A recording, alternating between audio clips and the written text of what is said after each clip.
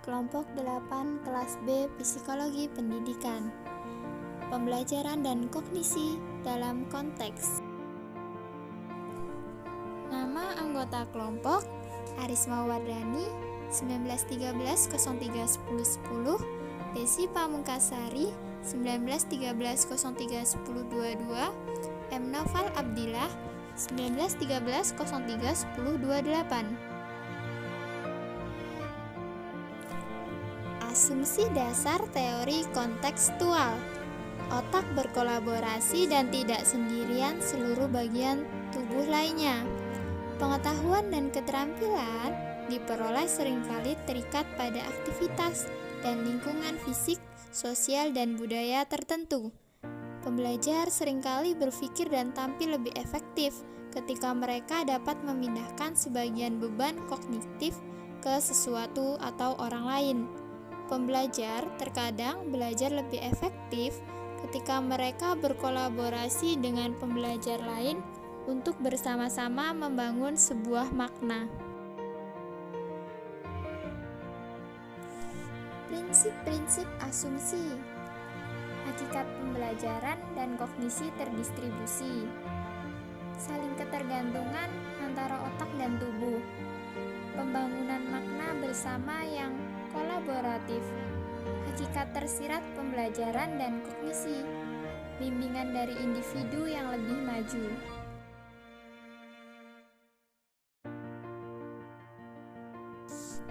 Interaksi sosial sebagai konteks adalah manusia yang bereksperimen menggunakan objek-objek fisik di sekeliling mereka, atau mungkin halnya dengan berpikir dan meninjau hal-hal yang telah mereka pelajari sebelumnya.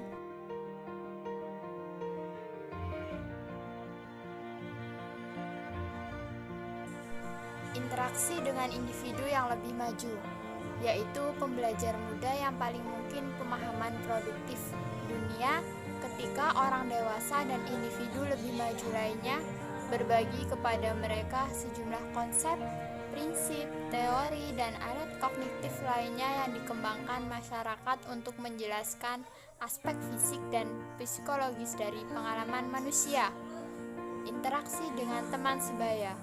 Pembelajar mendapat manfaat dalam berbagai cara ketika dalam usahanya memahami informasi dan pengalaman baru mereka, berbagai ide perspektif mereka dengan teman sebaya yang berkemampuan sama.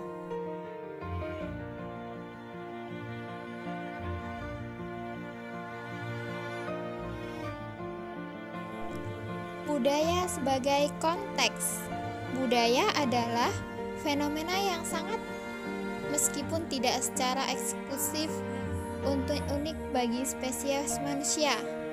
Melalui budayanya, sebuah kelompok sosial memastikan bahwa setiap generasi baru mendapatkan manfaat dari kebijaksanaan yang dikumpulkan oleh generasi sebelumnya.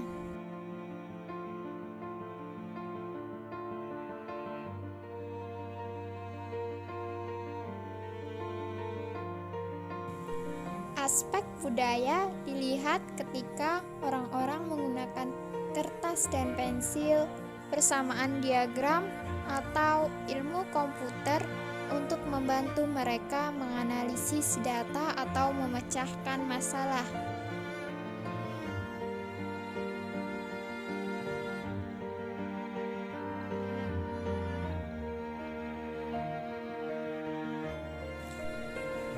Skema, skrip, dan pandangan dunia sebagai aspek budaya, seperti yang dinyatakan oleh psikologi kognitif yang berkembang untuk pengalaman mereka untuk membangun skema dan skrip.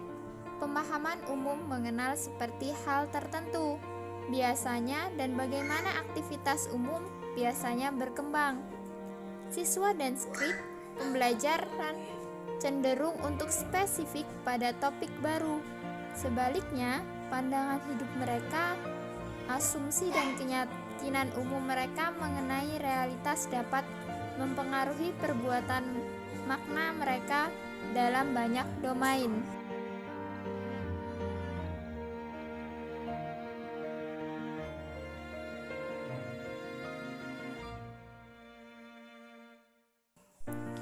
Masyarakat sebagai konteks, yakni sebuah konsep terkait dengan budaya, tetapi juga agak berbeda, yaitu masyarakatnya.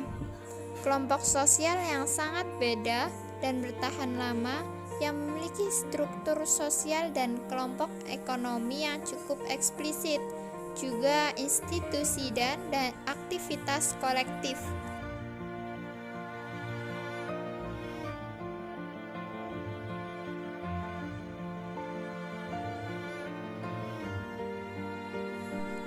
Aspek penting dari masyarakat.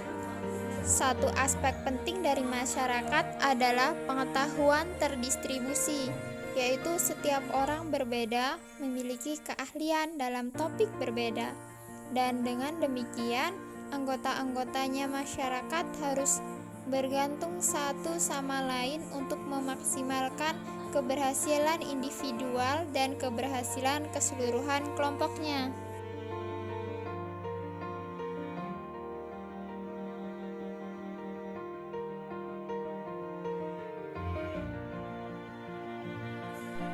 Teknologi digital sebagai konteks.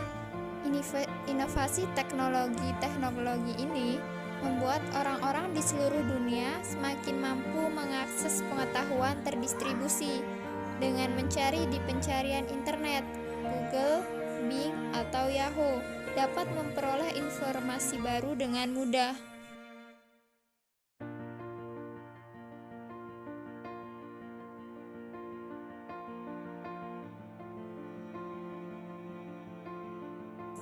Domain konten akademik sebagai konteks. Dalam usaha untuk membuat dasar pengetahuan kolektif kita yang terus berkembang lebih dapat diatur instruksi. Kebanyakan sekolah dan masyarakat modern telah membagi pengetahuan ini ke dalam beragam disiplin akademis seperti membaca, menulis, matematika, sains, sejarah, dan geografi.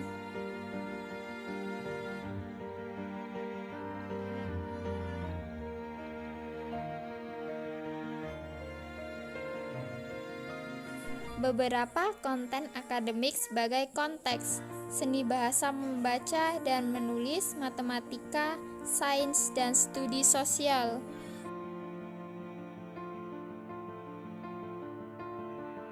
Sekian materi kali ini. Terima kasih.